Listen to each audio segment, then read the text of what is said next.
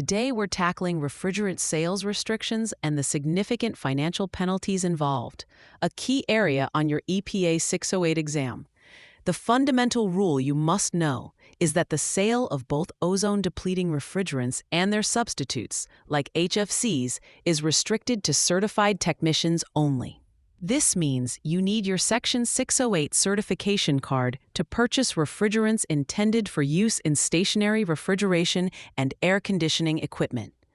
The exam might try to trick you with a question about exceptions. The only major exception you need to remember for the core section is for small cans of refrigerant containing less than 2 pounds, which are intended for use in motor vehicle air conditioning, or MVAC systems. Those sales are governed by Section 609, not 608. For all other stationary applications, the sales restriction applies regardless of container size. The burden of proof to ensure the buyer is certified falls squarely on the seller. The EPA requires the seller to verify the buyer's certification, which often involves keeping a signed statement from the buyer on file. An exam question might ask, who is responsible for verifying a technician's certification during a refrigerant sale? The answer is always the seller. Now let's discuss what happens when this rule is broken. A violation can result in fines that can be as high as $37,500 per day per violation, and this figure is periodically adjusted for inflation, so the actual penalty can be significantly higher.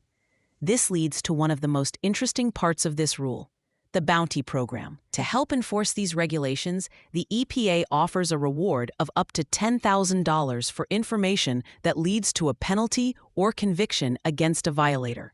This creates a powerful incentive for people to report illegal activities, such as venting or improper refrigerant sales.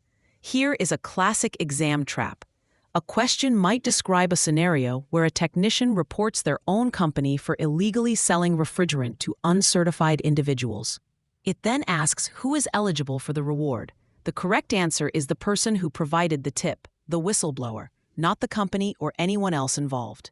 Another common trap involves the fine amount.